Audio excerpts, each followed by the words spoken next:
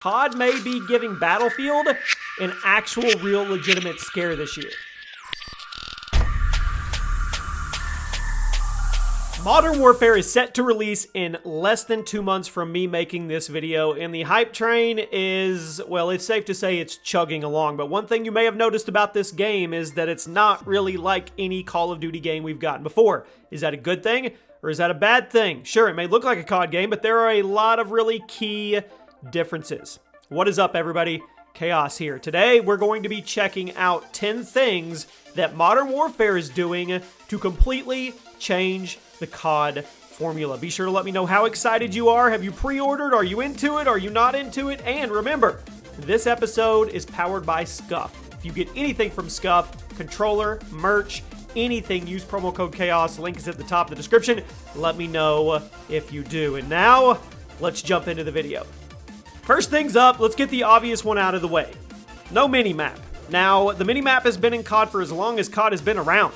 It's been an integral part of the game ever since it was reworked in COD 4 to show those little red dots that we are all so familiar with. But with Modern Warfare, in an effort to make the game feel more realistic and immersive, Infinity Ward decided to do away with the minimap and instead just reserve it for kill streaks. Now, there's definitely been a lot of debate over whether or not this was a good idea, and the general consensus right now is that it's going to make the game too slow-paced since people just want to camp and play slower since there's no pop-up when the enemies fire. Now, personally, I'm kind of in that camp as well. I'm really hoping Infinity Ward reconsiders this, and they said they would be paying attention to player and community feedback during the beta.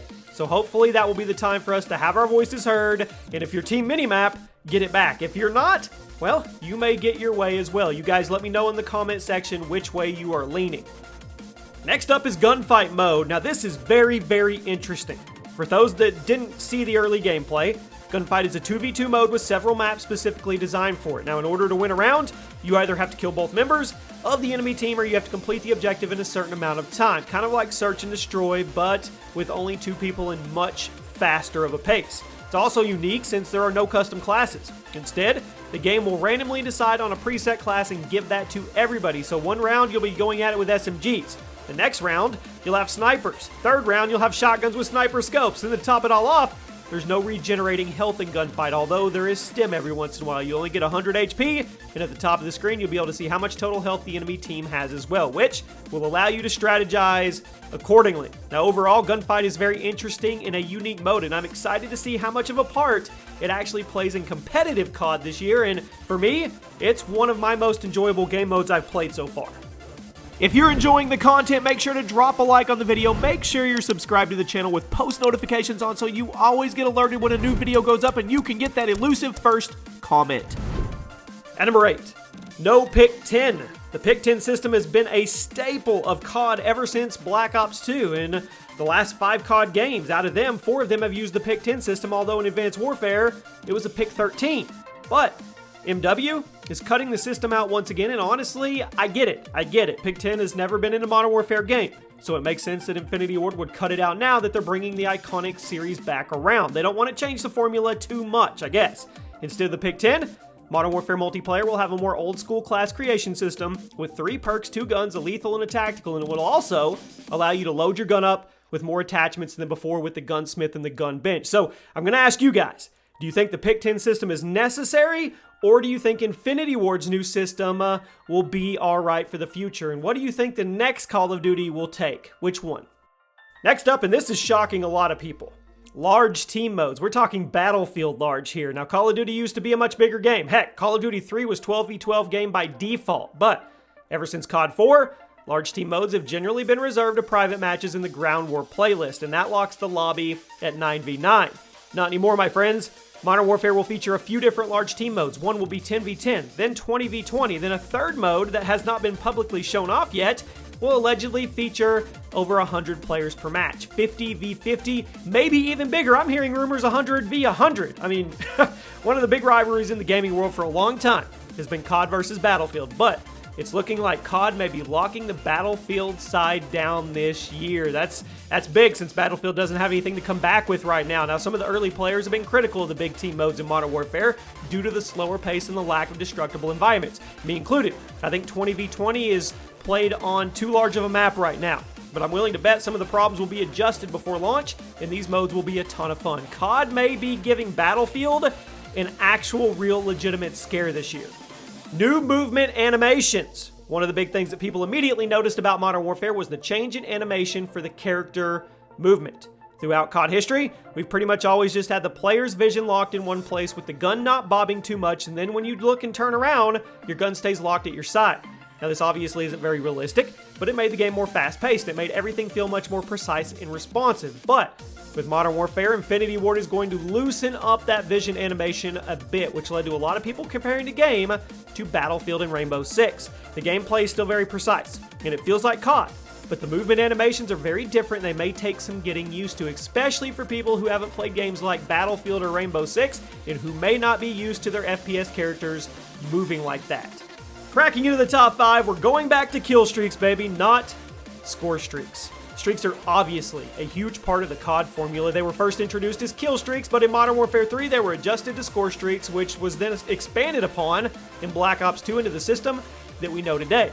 The change to score streaks was done to encourage objective play and reward people for getting assists and playing a supportive role. But IW is going back to COD's roots with Modern Warfare, and the kill streak system is back. Now, this may be frustrating to less aggressive players, but it also may end up encouraging camping at the same time. Those of you who played Modern Warfare 2 back in the day, you know how frustrating it was to be in a lobby with someone just corner camping for nukes, but it was a really common occurrence, and that's what happens when you only reward kills. That being said, I'm not sure how this system will sit with the COD community in 2019. On one hand, you're going to have the really aggressive players that love it. I mean, it rewards them for playing well, but on the other hand, you're going to have the less skilled players probably hating it since they don't get rewarded as well for playing the objective. And I guess we're going to have to wait and see how this one turns out. I'm a little mixed on it.